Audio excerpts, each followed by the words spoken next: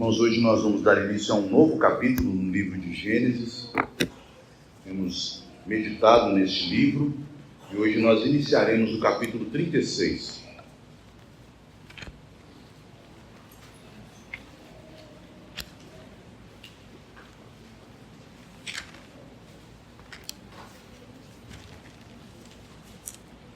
Capítulo muito intrigante das Escrituras, talvez o mais intrigante do livro de Gênesis, pois aqui todo este capítulo é usado para falar de uma pessoa perdida, de Esaú e de seus descendentes, daqueles que foram lançados fora da aliança da graça, daqueles que se apostataram da fé. Vamos ver o que o Senhor quer nos ensinar, quer falar conosco através destes versículos. Nós vamos ler aqui dos versículos de 1 a 8 para tratarmos a respeito das primeiras lições sobre a vida de Esaú. Diz assim: são estes os descendentes de Esaú, que é Edom. Esaú tomou por mulheres, dentre as filhas de Canaã, Ada, filha de Elon, Eteu, Oholibama, filha de Aná, filho de Zibeão, Eveu, e Basemate, filha de Ismael, irmã de Nebaiote. A Ada de Esaú lhe nasceu Elifaz. A Basemate lhe nasceu Reuel, e a Oholibama nasceu Jeús, Jalão e Corá. São estes os filhos de Esaú que lhe nasceram na terra de Canaã. Levou Esaú suas mulheres e seus filhos e suas filhas, e todas as pessoas de sua casa e seu rebanho, todo o seu gado e toda a prosperidade, e tudo que havia adquirido na terra de Canaã, e se foi para outra terra, apartando-se de Jacó, seu irmão, porque os bens deles eram muitos para habitarem juntos, e a terra de suas peregrinações não os podia sustentar por causa do seu gado. Então Esaú, que é Edom, habitou no monte Seir. Esta é a descendência de Esaú, pai dos edomitas, no monte Seir. Meus irmãos, eu queria saber com vocês, se vocês já fizeram um passeio inusitado, se vocês já foram passear no cemitério. Pode parecer uma pergunta estranha, porque nós moramos em uma cidade que o cemitério não é um ponto turístico. Mas vocês sabiam que em Paris, um dos principais pontos turísticos, um dos pontos turísticos mais visitados da Cidade Luz é o cemitério de Paris? Que milhares e milhares de pessoas, todos os anos, que visitam a cidade, vão ao Louvre, vão à Torre Eiffel, mas também vão aos túmulos de Victor Hugo, dos reis Luíses, Bourbons, ao túmulo de Jim Morrison, que também está lá no cemitério de Paris, e fazem uma visita naquele lugar. E quando nós vamos em grandes cidades, em grandes centros, e chegamos ali ao seu cemitério mais antigo, aquele cemitério histórico, nós ficamos impressionados com algumas construções. Pelo menos eu fico impressionado com algumas construções. Eu me lembro que uma das minhas memórias mais antigas da minha infância, quando meus pais foram a um sepultamento no cemitério do Bonfim, em Belo Horizonte, que é o mais antigo da cidade. Eu não me lembro de quem era esse sepultamento, não me lembro nenhum detalhe do sepultamento, mas tenho memórias de, andando por aquelas alamedas, ver mausoléus adornados, estátuas gigantes de cavalos, de animais, de homens, de anjos, de santos, coisas que me impressionaram ao ponto de até hoje ter estas memórias, talvez de quando tinha 3 ou 4 anos, passar por aquelas alamedas, por aqueles túmulos, ver aqueles nomes de famílias importantes que era informado pelo meu pai. Este aqui é de 1800 e alguma coisa, aqui foi sepultado o governador fulano de tal, este aqui se tornou presidente da república, esse foi isso, esta é a família fulano de tal, esta é a outra família. Aquelas coisas pareciam para mim, ainda parecem, como monumentos, estátuas, colunas gregas, esculturas, mármores e granitos. Na verdade, meus irmãos, eu estou trazendo aqui esta figura, este exemplo, para ilustrar o que é este capítulo. Nós vamos começar uma jornada por um cemitério. E nós vamos contemplar grandes catacumbas, grandes mausoléus, um túmulo enriquecido. Mas não se esqueça, dentro destes túmulos estão ossos e mortos em putrefação. Porque a vida dos ímpios é exatamente isso. A vida dos ímpios nos impressiona por sua riqueza, pelo acúmulo de bens, por sua fama, pelo seu poder, por sua dignidade. Mas como diz Calvino, tudo isso não passa de uma bolha que se forma e esta figura do mundo rapidamente desaparece. Vai embora, como uma bolha de sabão. Ela some. E até mesmo os ímpios, para tentarem manter esta impressão, fazem o mesmo com seus túmulos, para que as pessoas passem diante daqueles túmulos, olhem para aquilo e se esqueçam que ali habita um morto. Afinal de contas, as pirâmides do Egito não são um mausoléu? O Taj Mahal não foi construído para ser um mausoléu? Esta é a vida do homem mundano. Não há condição permanente, não há vida eterna fora do reino de Deus. E o esplendor deste mundo que tanto atrai os homens é algo evanescente, algo que some rapidamente, algo que se assemelha, diz a palavra de Deus, a uma brisa que aparece de manhã, que rega as folhas e a vegetação, mas com os primeiros raios solares evapora. Toda a pompa humana é como também um cenário de um teatro. Fechadas as cortinas, o cenário some. Ao entrarmos então neste capítulo 36 de Gênesis, você deve ter este pensamento em sua mente. Não se impressione com a numerosa família, com os bens, com o poder, com as alianças, com os reis e monarcas que vieram sobre a família e a vida de Esaú. Lembre-se, estamos tratando de um morto e de uma descendência morta, de pessoas que se afastaram de Deus, de pessoas que se afastaram da aliança e que estão perdidas, e que tentam usar estas coisas do mundo como seus deuses que os faz esquecer da miséria de sua existência. Estamos passando pela alameda de um cemitério. Isto é Gênesis 36. Estamos contemplando um túmulo adornado. E todo este capítulo fala de Esaú, suas conquistas, seu crescimento, sua família, seu poder, suas riquezas, seu reinado. Mas não se impressione, meus irmãos. Esta é a beleza do mausoléu de Esaú. Lembre-se que tudo isso foi construído para abrigar a morte. E esses ídolos que o adornam não passam de distrações que escondem a realidade espiritual e interior desta pessoa, Esaú, e de seus descendentes, que são chamados de edomitas. Nestes primeiros 9 versículos que acabamos de ler, que trazem uma introdução à genealogia de Esaú, nós devemos aprender aqui a respeito do primeiro Deus adorado por Esaú e do primeiro e grande Deus adorado pelos homens. O único Deus do qual Jesus fala para que nós tomássemos cuidado com ele. Quando ele diz, não podeis servir a 2 senhores. Não podeis servir a Deus e a Mamon, as riquezas. As riquezas dos ímpios os conduzem para longe de Deus. É isso que nós aprendemos destes versos. Mamon, as riquezas dos ímpios, que são o principal Deus que o coração idólatra, o coração ímpio adora, o conduz para longe de Deus. E aqui Esaú, infelizmente, por causa das riquezas e do seu coração caído, foi conduzido para longe do Senhor. O versículo 1 introduz a história e nos apresenta o personagem principal, que é Esaú. E ao apresentar este personagem, nós aprendemos neste primeiro verso que o coração dos ímpios ama o mundo, ama os bens deste mundo, ama as riquezas deste mundo, acima de Deus, acima de tudo. É isso que o ímpio ama.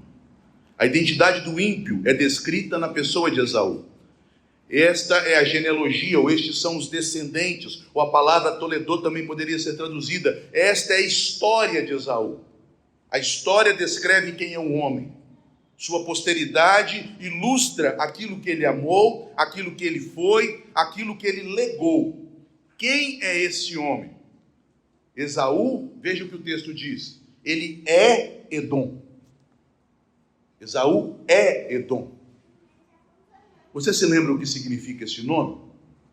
A palavra Edom, vermelho, significa não propriamente a cor vermelha, mas é um memorial de um episódio que revelou quem é Esaú. Esaú recebeu este nome quando vendeu sua primogenitura para seu irmão Jacó em troca de um prato de ensopado de lentilhas que tinha cor vermelha. E ao ser chamado de vermelho, aqui nós temos um emblema, aqui nós temos uma lembrança, um memorial do seu coração, de quem ele é, do que ele ama.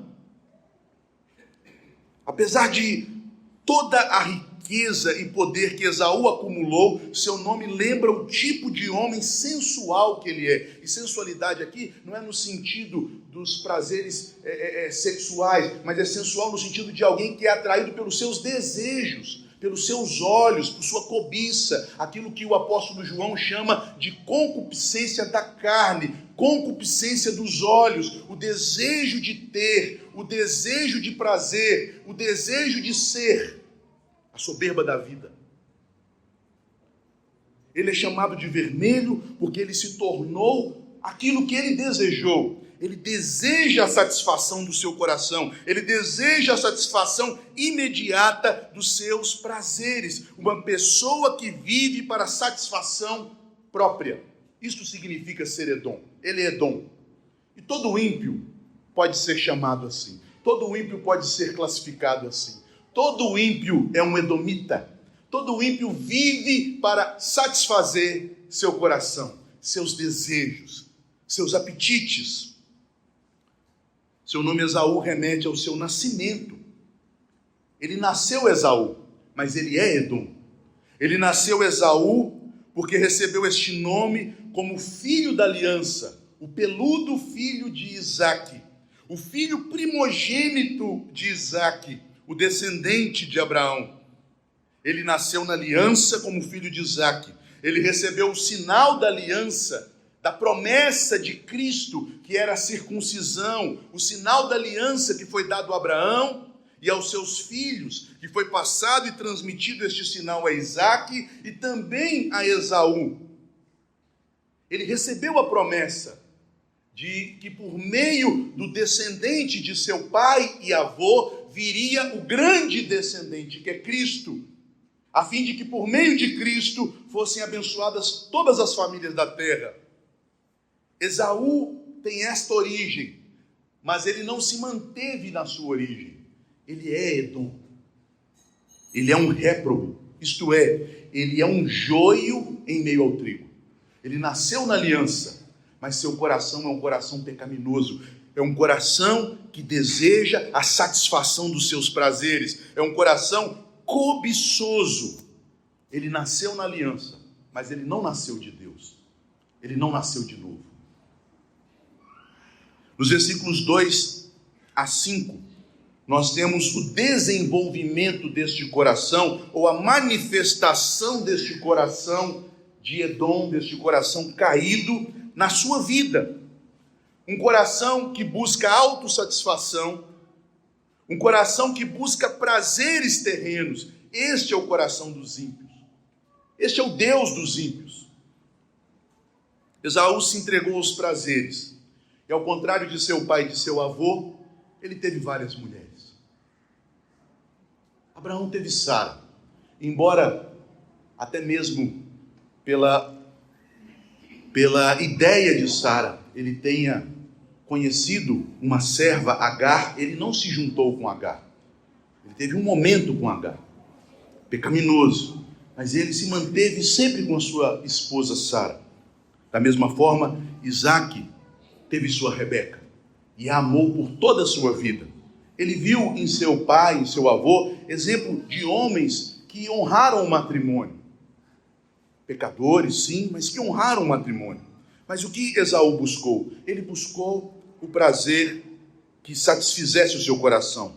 Ele buscou como sendo um edomita, o próprio Edom, aquele que se entrega aos prazeres momentâneos para perder a glória da promessa eterna. Ele buscou satisfação em mulheres ímpias, em cananitas, Ada e Olibama. Depois, uma parente, Basemate, filha de Ismael, seu tio mais velho. Mas, meus irmãos, aqui ele é movido não apenas pelos desejos carnais, porque percebam que todas estas mulheres, após serem nomeadas, são apresentadas como filha de alguém. Quando a Bíblia usa esse tipo de nomeação, fulano, filho de Beltrano, é porque o pai é alguém importante. E nós sabemos claramente, a Bíblia nos cita isto, quando lá na genealogia de Ismael, em Gênesis, no capítulo 28, toda a genealogia de Ismael é traçada, e dele vem 12 filhos, e a Bíblia então diz que eles se tornaram 12 príncipes, que Esaú casa com estas pessoas, porque ele também tem interesses de aumentar suas riquezas. Ele se casa com filhas de homens ricos, de homens poderosos, de homens importantes. Ele vivia em Canaã, então ele entra em associação com os cananitas, casando com filhas de príncipes, de chefes de clãs cananitas. Ele casa com a filha de Aná, líder dos heveus, e a filha de Elon, líder dos heteus, 2 tribos dos cananitas. E ele também casa com Basemate, que é irmã de Nebaiote, que se tornou um dos 12 príncipes ismaelitas. Ele faz alianças por meio dos seus casamentos. Ele busca satisfazer seus desejos sexuais, mas também ele busca satisfazer seus desejos que o favorecessem a obter maior riqueza. Ele casa com filhas de homens poderosos. Suas filhas, ou melhor, suas esposas cananitas eram mulheres importantes em seu tempo. E sua esposa ismaelita era filha de um príncipe, dos 12 filhos de Ismael, que se tornaram príncipes no Oriente. Ele teve filhos em Canaã, diz o texto. Veja, no final do versículo 5, destas mulheres lhe nasceram na terra de Canaã estes filhos, e nós vamos falar mais destes filhos no próximo sermão, porque a partir do verso 10, estes filhos são nomeados, e nós veremos que, assim como foram 12 tribos de Ismael, 12 tribos de Israel, também nós temos 12 tribos de Edom. Isto é descrito a partir do verso 10. Mas aqui nos importa saber onde estes filhos nasceram. Em Canaã, na terra da promessa, na terra das peregrinações de Abraão e de Isaque. Canaã, o lugar onde Deus estabeleceu para plantar o seu povo. O lugar onde o reino de Deus foi primeiramente constituído e estabelecido, no contexto das famílias patriarcais. Isto significa, amados irmãos, que aquelas crianças nasceram dentro da aliança. Elas estavam debaixo dos cuidados de Isaque, como patriarca. Isaque, antes da mudança total de Esaú daquela terra, ainda não havia falecido. Aquelas crianças foram introduzidas na aliança, elas receberam a circuncisão. Embora por toda a sua vida, Isaque e Rebeca tivessem uma profunda tristeza por estes casamentos de Esaú, estes casamentos mistos que ele teve, seus filhos foram recebidos como povo de Deus, mas apenas externamente. Meus irmãos, isso é algo tão comum em nosso meio reformado, de julgarmos que porque trouxemos nossos filhos para a igreja, os apresentamos ao Senhor pelo sacramento do batismo, os trazemos para frequentar a escola dominical, eles já estão carimbados com o selo Made in Cell. Não! Porque o seu filho vai amar o que você ama. Se você ama o mundo, ele será mais mundano do que você. Mas se você ama o Senhor, ele vai amar o Senhor. Este é o princípio de Deuteronômio 6. Ouve, Israel, o Senhor teu Deus é o único Senhor. Amarás, pois, o Senhor teu Deus de todo o teu coração, de toda a tua alma, de toda a tua força. E o Senhor Jesus então acrescenta no Novo Testamento, de todo o teu entendimento. Estas palavras, tu as inculcarás aos teus filhos. Não é só ensiná-los a decorar. O que o texto está dizendo é, se você amar o Senhor, seu filho aprende a amá-lo. Mas Esaú amava o Senhor. Os filhos nasceram em Canaã. Os filhos foram circuncidados. Mas Esaú, o vermelho, amava os seus próprios prazeres, amava as riquezas. Isto se demonstra pelas suas escolhas. Entre os seus prazeres de obedecer a Deus, ele escolhia obedecer a Deus. Eu quero ilustrar este ponto, me permita, porque isso é muito importante. Um pastor amigo meu me contou que uma jovem o procurou dizendo: pastor, eu estou namorando esse jovem, eu quero me casar com ele, mas ele não é crente. E eu queria que o Senhor fizesse um curso de noivos para nós nos casarmos. Ele falou: eu vou fazer, mas eu quero aconselhá-los primeiramente. E no primeiro aconselhamento ele disse àquele homem: rapaz, esta moça te ama muito, ela te ama demais. Aí ele ficou assustado, surpreendido, me contou aquele amigo. E aí ele perguntou: por quê? Porque ela te ama mais do que o Deus dela. Ela está disposta a desobedecer a palavra de Deus para se casar com você. E eu quero te dizer algo. Na verdade, há alguma coisa que ela ama mais do que você. Ela mesma. E no dia em que o amor dela por você se defrontar com o amor que ela tem por ela mesma, aí você está em maus lençóis. Eu não perguntei se o aconselhamento terminou, se ele fez o casamento. Não sei o final da história. Mas isso me impactou. Porque esta é uma verdade. Aquilo que você ama se revelará nas suas escolhas. Os filhos de Esaú nasceram em Canaã, mas veja as escolhas que ele toma. A partir do versículo 6 até o final, nós temos agora as escolhas de Esaú. O coração dos ímpios os afasta de Deus para servir os seus deuses. Servir o Deus da riqueza, servir o Deus do prazer, servir o Deus da autossatisfação. Esaú sai agora de Canaã. Levou Esaú suas mulheres e seus filhos e suas filhas e todas as pessoas de sua casa e seu rebanho e todo o seu gado e toda a propriedade, tudo o que havia adquirido na terra de Canaã, e se foi para outra terra, apartando-se de Jacó, seu irmão. Percebam a ênfase em tantas coisas que ele acumulou? Nessa parte do texto somos informados a respeito desta mudança definitiva de Esaú para Canaã. Na verdade, meus irmãos, Esaú, ele tinha propriedade, ou podemos dizer, numa linguagem moderna, ele tinha domicílio tanto em Seir quanto em Canaã. Porque quando Jacó retorna de sua peregrinação da terra de Harã e se encontra com Esaú em Canaã, Esaú diz a ele que ele habitava em Seir. Então Esaú já tinha propriedades em Seir, ele já tinha se estabelecido em Seir. Mas lembre-se, Esaú é um homem ganancioso, e homens gananciosos estão dispostos a cobrir o mundo com suas propriedades, com suas fazendas, com seus bens.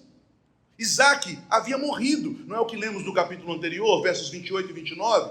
Esaú não tinha apenas agora as suas propriedades em Seir, ele tinha também muitos rebanhos em Canaã, que eram de seu pai. Embora a terra de Canaã não pertencesse a eles, eles tinham acordos que Isaque fizera com os cananitas para habitar, para se estabelecer ali. Os irmãos devem se lembrar que desde os dias de Abraão, havia um acordo entre Abraão e depois Isaque com Abimeleque. Eles habitavam ali eles criavam o seu gado, ali eles tinham suas riquezas. Esaú agora multiplica suas fazendas, ele é uma espécie de rei do gado daqueles dias, ele tem propriedades, gado, animais em Canaã, e também tem sua fazenda, sua sede em Seir. Ele é um homem opulento. Mas de repente a terra começa a ficar escassa em seu pasto para tantos rebanhos que se avolumavam, os dele e os de seu irmão. Por já estar reconciliado com seu irmão e por já ter mais terras na região sul de Canaã, Esaú prefere migrar para lá ao invés de contender com seu irmão Jacó. Esta história parece com a história de outro parente de Esaú, não é verdade? Se voltarmos nossos olhos lá para o capítulo 12 de Gênesis, vamos nos lembrar que, primeiramente, Abraão teve que sair da terra por carência, mas indo mais adiante, depois quando Abraão volta e se estabelece nesta terra, onde depois o próprio Isaque ficou, ele se multiplica, e também se multiplicam os rebanhos de Ló, seu sobrinho. E os pastores de Abraão contendiam com os pastores de Ló sobre o pasto, sobre as águas, sobre as fontes. E houve então contenda. Então nós sabemos que Ló escolheu deixar de ser um peregrino para se estabelecer nas campinas verdejantes, próximas ao Mar Morto, próximas às grandes cidades de Sodoma e Gomorra. Quando a prosperidade foi tamanha que a terra já não comportava mais os rebanhos de Abraão e Ló, Ló decidiu migrar e se estabelecer em Sodoma. Ele se afastou da terra prometida, ele se afastou do líder que havia recebido a promessa, que era Abraão.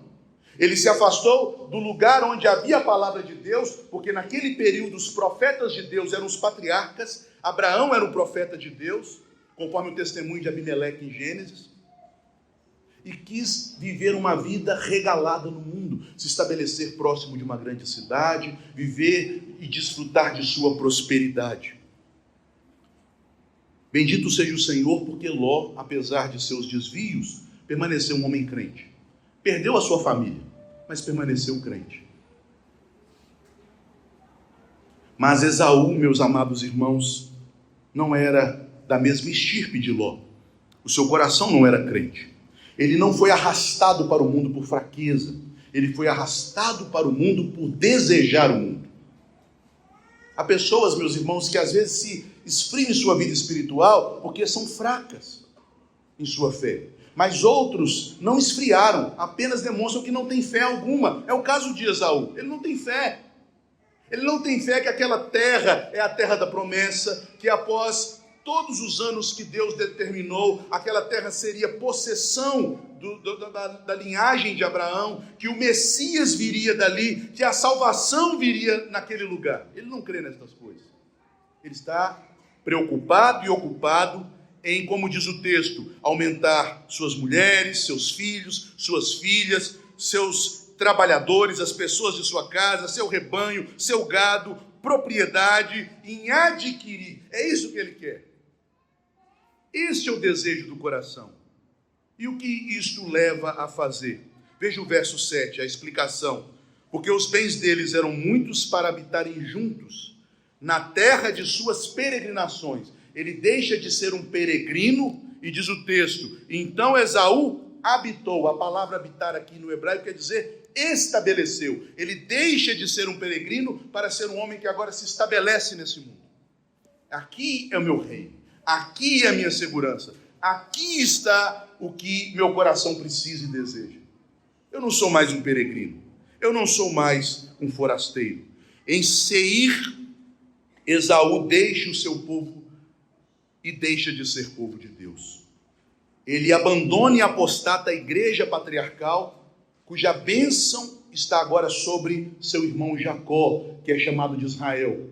E ao invés de voltar-se para Jacó e aliar-se a ele, ele se afasta dele. E ele se torna um gentil.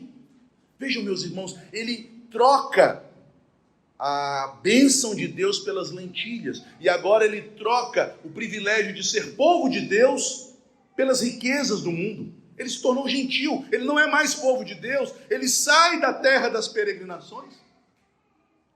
Eu já ouvi algumas pessoas me dizendo assim, uma pessoa uma vez me disse, um presbítero, meus 4 filhos estão fora da igreja, mas graças a Deus, um formou nisso, outro formou naquilo, outro formou naquilo outro, outro formou naquilo outro, estão todos muito bem. Não, estão todos indo para a condenação. Eles não estão bem, eles estão mal. Este é o pensamento de Esaú. Ele vai para Seir e se torna um gentil. E como a Bíblia descreve os gentios em Efésios 2,12, eles estão sem Cristo, sem esperança e sem Deus no mundo. Estão no mundo e no mundo estão sem Deus. Finalizando, amados irmãos, as bênçãos de Deus para os ímpios, lembre-se disso, as bênçãos de Deus para os ímpios são os adornos de um túmulo. Os ímpios estão mortos em seus delitos e pecados, sua riqueza, seus títulos, seus bens, sua família, seus filhos, são colunas, estátuas, granito e mármore que adornam um mausoléu. Quando você entra no cemitério, talvez aquelas construções te impressionem, mas você lembra, isso aqui é um cemitério, aqui dentro tem ossos, cadáveres. Quando você se atentar para a beleza dos ímpios, como fez Asaf no Salmo 73, lembre-se, isto é um cemitério. Por dentro, só a morte. Os homens sem Cristo estão mortos, mas eles não sabem disso. Eles adornam suas próprias existências com estes deuses que os conforta, que os ilude e que os priva de enxergarem sua terrível condição. Esses adornos também os fazem, meus irmãos, atrair a admiração das pessoas, até dos crentes. Os crentes às vezes admiram os ímpios, vejam as riquezas deles, quando nós deveríamos cantar como salmista: Senhor, nos teus santos está o meu prazer. Aí nós ficamos falando de jogadores de futebol, de mega milionários, de Elon Musk. Senhor, nos teus santos está meu prazer. Na vida dos piedosos, na vida daqueles que amaram a Cristo, que sofreram por Cristo, que deram um bom testemunho de Cristo, no convívio com os irmãos e não nos salões da sociedade, no teu templo, nos teus santos está meu prazer. Mas eu quero te desafiar, meu amado irmão, a se lembrar que quando você observar a riqueza, a opulência, a prosperidade dos maus, que você se lembre: estou caminhando pelas alamedas de um cemitério. Não se esqueça disso, não fique impressionado. Em segundo lugar, outra aplicação importante a observar é que as bênçãos de Deus para os ímpios não visa o bem dos ímpios, visa o bem do seu povo. Por que Deus enriqueceu tanto Esaú? Quanto mais rico ele ficava, mais ele adorava as riquezas e se afastava de Deus. Isso foi bom para ele? Quanto mais dinheiro ele tinha, mais o seu coração se endurecia. Isso serviu para ele? Lembrem-se de Ló. Ló era crente. Quando ele buscou riquezas e foi para as campinas verdejantes, o que aconteceu com ele? Houve uma guerra, ele perdeu tudo. Não voltou para a terra de seu tio. Ficou lá. E o que acontece em segundo lugar? Vem o juízo de Deus, destrói as cidades, aí ele perde mais ainda.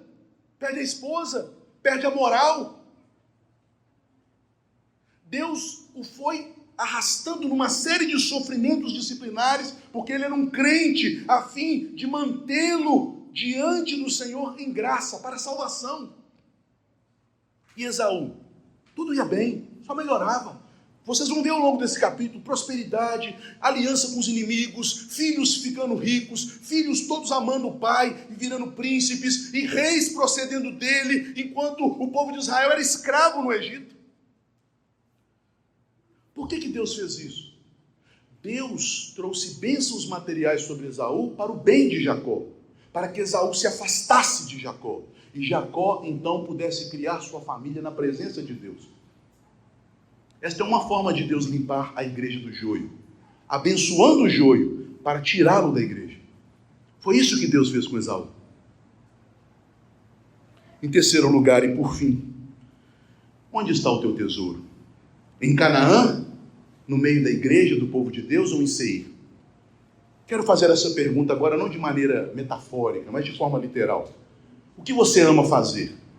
Acordar domingo de manhã e vir para o culto? Passar a tarde na presença do Senhor e retornar para o culto, juntar com a sua família e cultuar, ter os seus momentos de oração, ter uma vida com Deus, ou as coisas e prazeres deste mundo, as ocupações desta vida? Onde está o teu tesouro? Em Canaã ou em Seir? Você busca os tesouros espirituais na igreja de Deus, com o povo do Senhor? Seu tesouro é Cristo? Sua alegria maior é a salvação? Ou as distrações lá de fora têm sido o seu prazer? Concluindo, meus irmãos, ao longo das próximas semanas, nós veremos deuses que fascinam os homens ao longo das gerações, que os dominam por toda a sua vida. Mas não se impressione com a riqueza, com a grandeza, com o poder destes deuses que escravizaram Esaú. Lembre-se, mais uma vez eu digo, que estamos visitando um cemitério. Todo este esplendor não passa de o adorno de um túmulo. Esse capítulo 36 é nada mais, nada menos de que um panegírico fúnebre, aquele discurso que se faz em louvor de um morto, um requiem, aquela música que é composta para o dia de um funeral, que foi cantado este réquiem para lembrar com tristeza a morte de Esaú, o vermelho, que trocou Deus, que trocou a promessa de Cristo, que trocou o privilégio de ser contado como povo de Deus, pelas riquezas, pela fama e pelas coisas desta vida. Não tenha, então, uma impressão grandiosa ao ver a descrição das façanhas e feitos que Esaú e seus filhos tiveram. O sentimento correto durante essa visita ao cemitério não é a afetação e deslumbramento, mas é o temor e a gratidão por Deus ainda nos fazer perseverar em sua presença.